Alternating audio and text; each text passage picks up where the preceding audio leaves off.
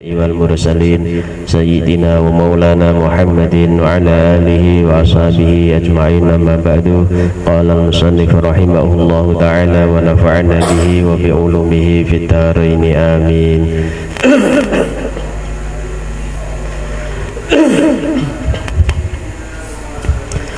Bismillahirrahmanirrahim. Wa an ibni Mas'udin.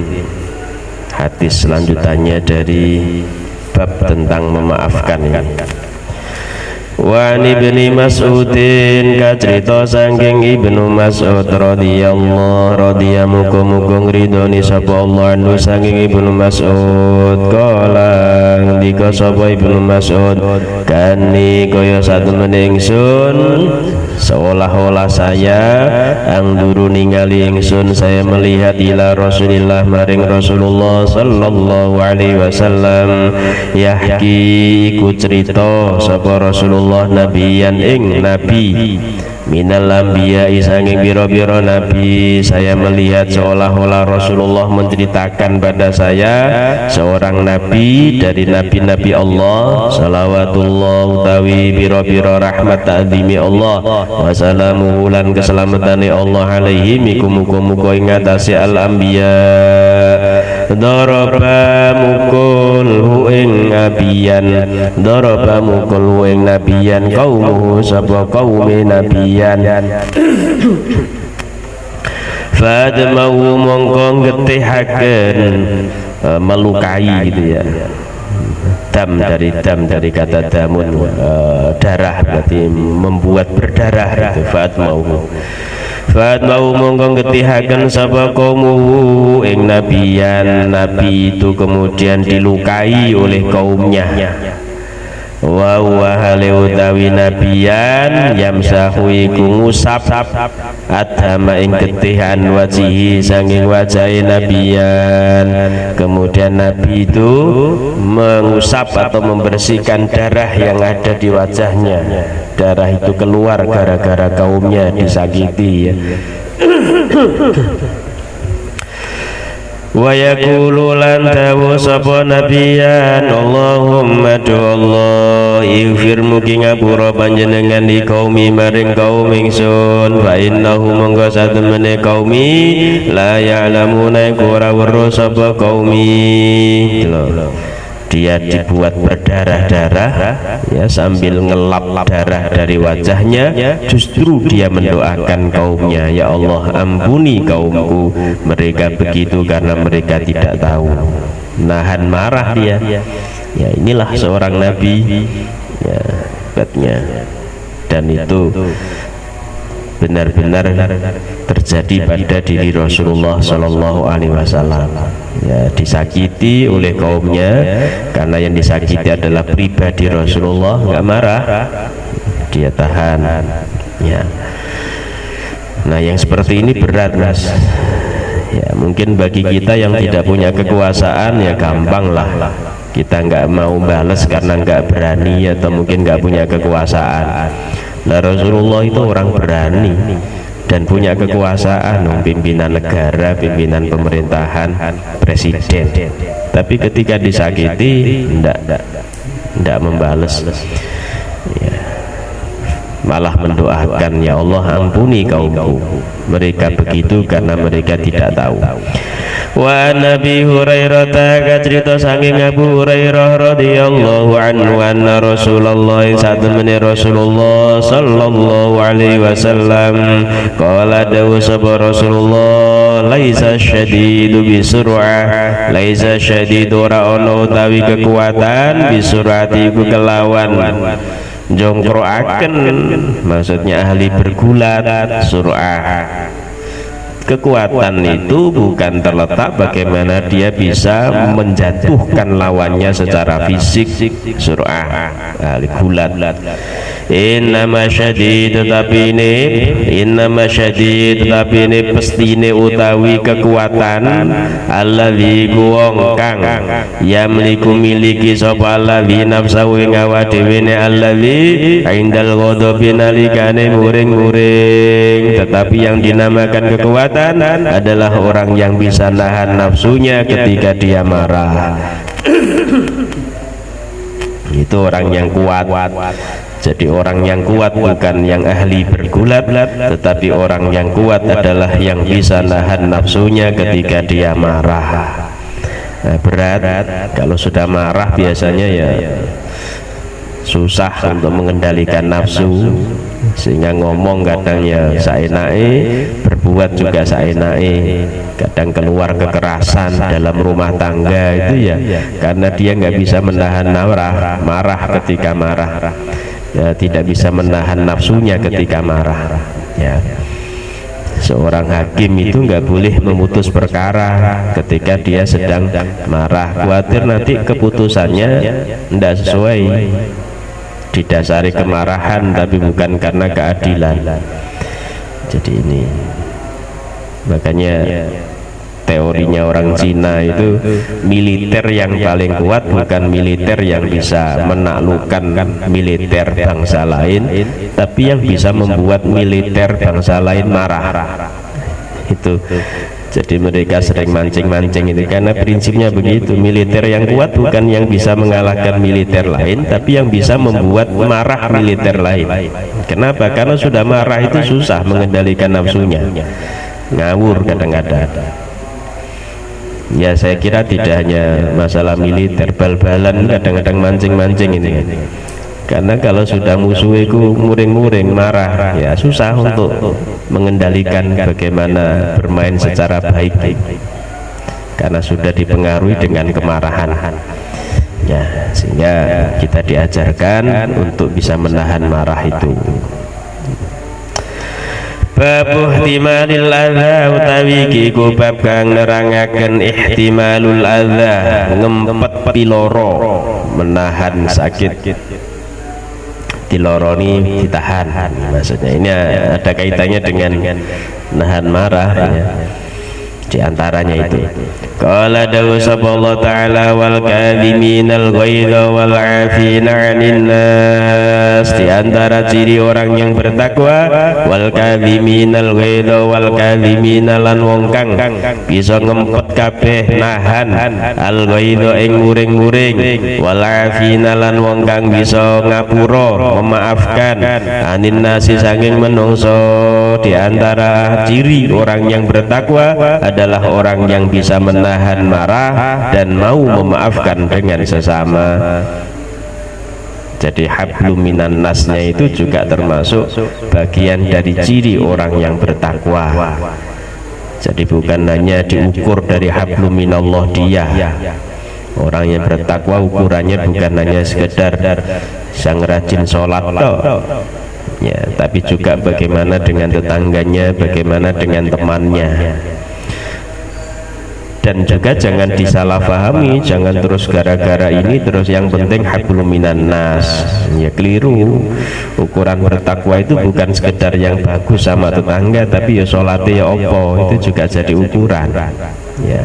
Karena sebenarnya hablum minallah dan hablum minan nas ini satu kesatuan yang nggak bisa dipisahkan ya. Karena kebetulan di sini babi tentang masalah hablum minan nas ya, yang disampaikan hanya hablum minan nas. Ayat ini kan potongan saja kan dari ayat sebelumnya. Wallahu tawi Allah yuhibbu iku demen sapa Allah al-muhsinina ing pira-pira wong kang bagus kabeh. Allah mencintai orang yang berbuat baik. Wa qala lan dawu sapa Allah taala wala man sabara lan yakti utawi wong sabara kang sabar sapa man wa ghafara lan nyepura sapa man inna dzalika satemene mengkono-mengkono man sabara wa ghafara lamin wazmil umuri iku setengah saking jone piro-piro perkara. Itulah yang menjadi tujuan semua perkara atau perkara yang diteguhkan, azmun ay mu'izz, atau yang mulia ya. Kita mau sabar, kita mau memaafkan, itulah bagian dari kemuliaan ya. Bagian perkara yang kita teguhkan dalam kehidupan kita. Wa fil babi lan iku dalam bab iki bab tentang menahan piloro ini Allah hadithu tai piro-piro hadis asabiqo tukang dhisik fil babi dalam bab qablahu ing dalam sadurunge hadzal bab tentang menahan marah ini sebelumnya sudah banyak diceritakan ya. Wa Nabi Hurairah kacerita sanging Abu Hurairah radhiyallahu anhu rajulan ing satemene wong lanang kala ngucap sapa rajulan. Abu Hurairah menceritakan suatu hari ada seorang laki-laki yang menghadap ke Rasulullah. Dia ngomong, ya Rasulullah, Rasulullah, innali korobatan, innali satemene liku keduwe ingsun korobatan utawi kerabat. Ya Rasul, saya punya kerabat keluarga. Asilu nepung ingsun, nyambung ingsun huming korobatan. Saya biasa nyambung silaturahim dengan mereka. Wayaqau nilan mekot sapa korobatan ni ing ingsun, tapi mereka justru tidak mau diajak silaturahim, malah qat'ur rahim, melepas kekeluargaan. Wa usinulan ngapi ingsun ilaihim maring korobatan, wa yusiunalan ngelei, ya ngelei jane, cuman bahasane ngelei gak enak. Ngelakoni keelean, yo ngelei maksudnya berarti ya. Ilayya wa yusiuna lan ngelei sapa korobatan ilayya maring ingsun. Ketika saya berbuat baik sama mereka, mereka malah berbuat jelek sama saya. Jadi laki-laki ini madul curhat ke Rasul, ya Rasul, saya itu punya keluarga, dijak silaturahim nggak mau. Ketika saya melakukan kebaikan pada mereka, malah mereka balas kejelekan. Wisiuna ilayya. Wa ahlumulan sabar ingsun anhum sangging korobatan, wa jaluna lan bodoi ya. Wa ahlumulan sabar ingsun anhum sangging korobatan, wa jaluna lan bodoi sapa korobatan alaiya ing atase ingsun. Saya itu sudah sabar. Halama ini bisa diartikan mimpi, bisa diartikan sabar, bisa diartikan toleransi. Saya berlaku sabar sama mereka, saya biasa toleransi sama mereka, tapi mereka malah membodohi saya. Ya, jadi bahasa gampangannya aku wis ngapii, tapi mereka malah ngelei. Nah, curhat ke Rasulullah orang itu. Faqala mengkodahu sapa Rasulullah, la in kunta kama kulta, la in kunta yakti lamono ono sira sungguh kalau kamu begitu, kama kulta kaya oleh ngucap sira, kalau memang kamu begitu sebagaimana yang engkau tuturkan, bahkan nama mongko satemene, bahkan nama mongko kaya satemene tusifuhum iku ngesoaken, tusifuhum ngesoaken sirahu min korobatan almalla ing wawa panas bara api. Oh, nek sampean bener-bener begitu berarti sampean ini seolah-olah menuangkan bara api pada mereka. Maksudnya apa? Ya, karena mereka diapii kok malah ngelei, seolah-olah mereka ya malah akan dapat siksaan dari Allah. Bukan kita yang menyiksa mereka, enggak. Ya, kita sudah berbuat baik sama mereka, tapi kok mereka berbuat jelek pada kita. Nah, itu seolah-olah kita memberikan bara api pada mereka. Ya, artinya Allah akan menyiksa mereka karena kita sudah berbuat baik, tapi mereka malah berbuat jelek. Wala yazalulan ora kingsir selalu maka sumertani sira minallahi sanging Allah taala dhahirun apa pertelo jelas alaihim ngatasi korobatan madum tak selagine ana sira ala dzalika iku ngatasi mengkono-mengkono kesabaran. Ya, sabar, disambung, diputus, diapii, dielei, ya, ditoleransi, malah dibodoni. Nah, kalau tetap seperti itu, sampean ya la yazalu ma'aka minallahi dhahirun alaihim, sampean akan dapat pertolongan yang jelas dari Allah. Jangan khawatir, maksudnya apa? Lanjutkan seperti itu. Jangan terus diapii, terus dielei, mari ngono gak gelem ngapii, jangan. Ya. Maksudnya hadis begitu, wala yazalu ma'aka minallahi ta'ala dhahirun alaihim. Wis lanjutkan, itu perbuatan baik, tetap seperti itu. Nanti Allah akan memberikan pertolongan. Jadi kalau di eleki wong liya ya jangan terus putus asa nek ono tak eleki pisan, jangan. Walaupun berat itu. Dan itulah amal yang paling baik seperti itu, akhlak yang paling baik itu seperti itu. Nek ngapii wong sing ngapik iku gampang. Kita itu mudah. Nono orang yang berbuat baik sama kita terus dibales apik iku gampang. Hampir semua orang bisa wong jenenge diapiki masuk bales ngapiki kan gitu. Tapi yang berat itu ngapiki wong sing elek, itu berat. Ya. Memberi pada orang yang pelit itu juga berat. Kalau kita memberi pada orang yang suka memberi pada kita itu hal yang wajar, balesi keapian gitu kan. Tapi nek balesi keelekan dengan keapian itu sing abot. Tapi itulah akhlak yang paling baik. Ya. Cuman kecenderungan kita ya susah seperti itu. Yang bisa kita lakukan ini yang ngapii wong sing ngapik, ngeleki wong sing elek. Ngapii wong sing ngapik, ngapii wong sing elek, iku sing abot sing kedua itu. Ya, tapi kata Rasulullah, tetaplah seperti itu. Nanti Allah yang akan memberikan pertolongan pada kita. Ngajak wong sing apik ya ngajak wong sing elek ya tetap diajak amar ma'ruf nahi mungkar secara baik gitu ya. Kok tetap gak gelem ya aja terus putus asa. Butuh kesabaran, tetap lakukan kebaikan itu, ngajak kebaikan pada orang lain. La yazalu ma'aka minallahi ta'ala dhahirun. Nanti akan jelas bagaimana pertolongan Allah. Babul ghadabi utawi iku bab kang nerangaken muring-muring marah idan tuhikat nalikane dilanggar hurumatus syar'iyyah wa bira-bira kehormatane syara'. Nah, kalau tadi nerangno tentang bagaimana kita tidak marah itu kan ya. Tapi itu urusan pribadi. Ya, tapi kalau bab ini justru kita diajarkan marah ketika syariat ini yang dilanggar. Jadi giliran nih urusan pribadi dilanggar, udahlah itu urusan pribadi. Tapi kalau sudah Islam yang dilanggar, Islam yang dihina, ya kita boleh marah. Babul ghadabi ini ya, bab tentang marah, bagaimana ketika syariat dilanggar ya. Jangan kebalik, kita dihina marah, Islam dihina diam, kebalik itu.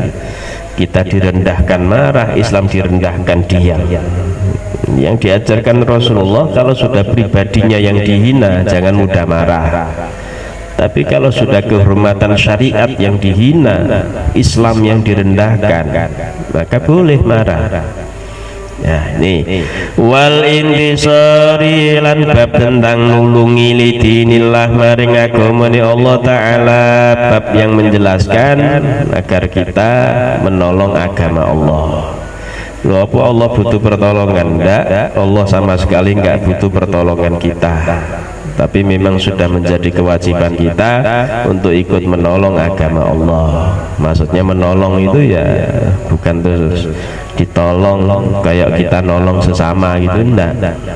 Tapi bagaimana kita mensyiarkan Islam, ya menjaga kehormatan Islam, syariat Islam, itulah intisar lidinillah.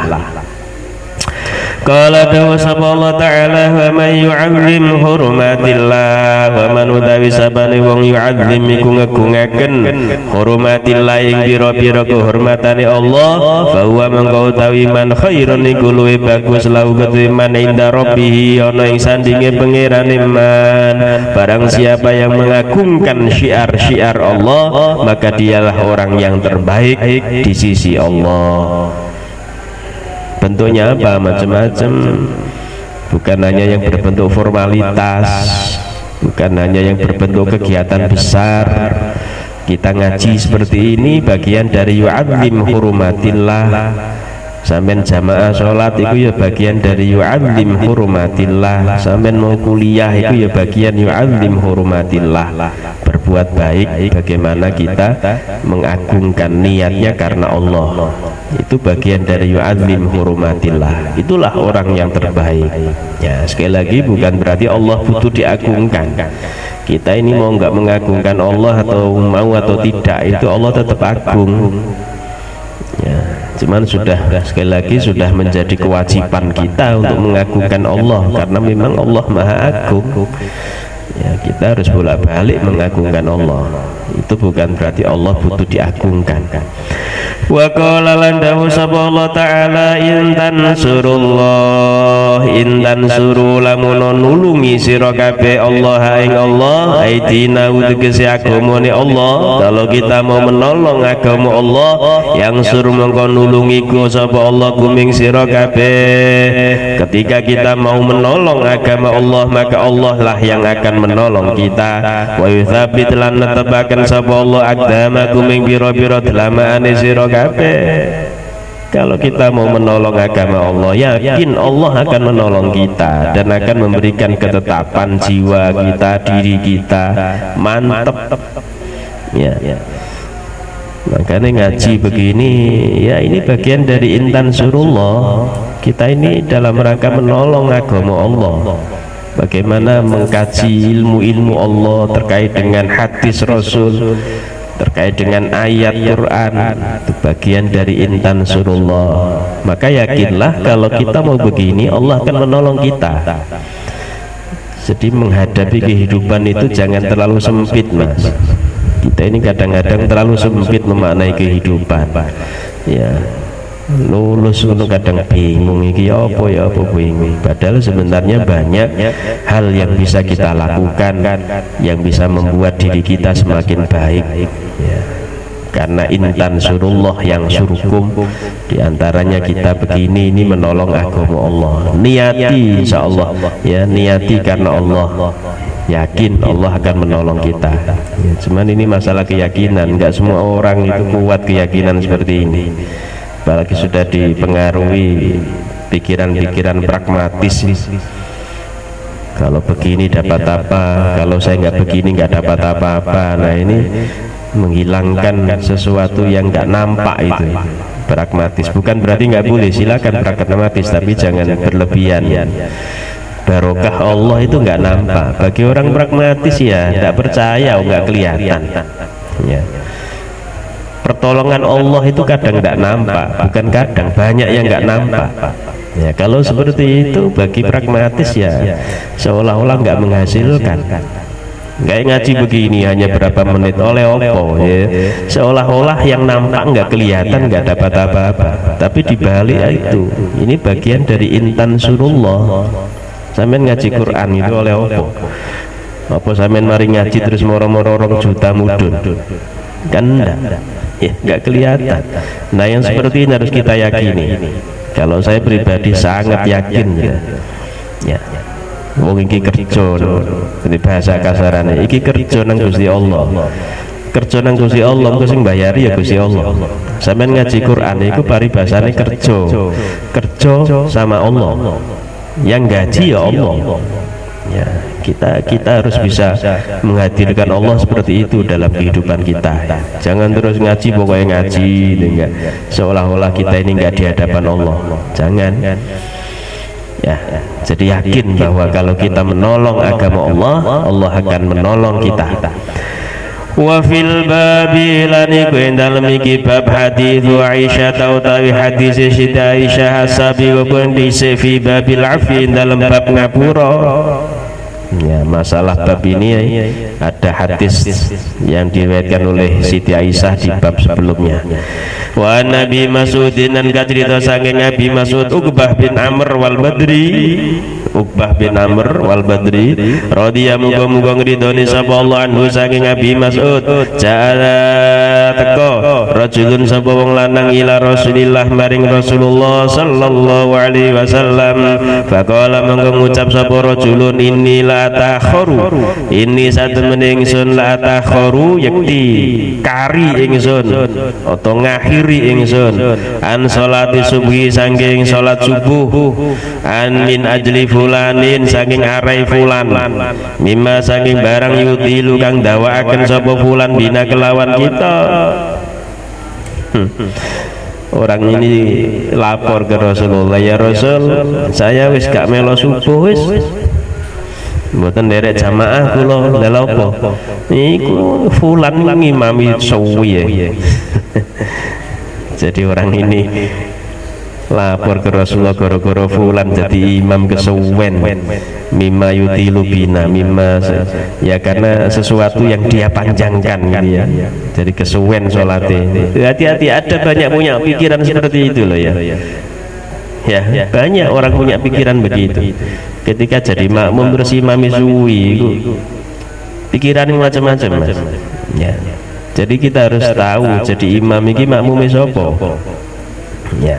Nah Rasulullah dicurhati begitu, ada orang yang enggak mau sholat subuh goro-goro imami kesuwen. Fama ra'aitu mongko ora ningali ingsun nabi ya ing nabi sallallahu alaihi wasallam ghadiba muring-muring sapa nabi fi mau'izatin ing dalem mau'izah qattu babar bisana syadda ingkang luwih sanget mimma ketimbang barang ghadiba kang muring-muring sapa Rasulullah yauma idzin ing dalem dina iki. Kata Abi Mas'ud, saya tidak pernah melihat Rasulullah marah ketika ceramah kecuali ketika itu. Goro-goro dicurhati sahabat tadi itu ya, gak gelem subuh goro-goro imame kesuwen. Ya. Faqala monggo dawuh sapa nabi, ya ayyuhan nasu menungso inna minkum satemene iku setengah saking sira kabeh munafirina iku pira-pira wong kang pelayu kesusu maksudnya.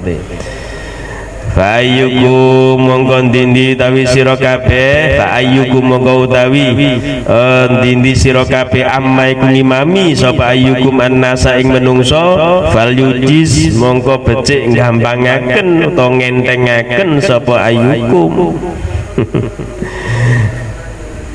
Banyak diantara kita itu yang kesusu-susu, punya agenda ini, punya rencana ini, makanya nek dadi imam ojo suwi-suwi, dendeng nolah. Ya, fa inna min warai mongko satemene setengah saking burine ayyukum al kabira utawi wong kang tuwa wasagira lan wong kang cilik wadzal hajati lan wong kang duweni hajat.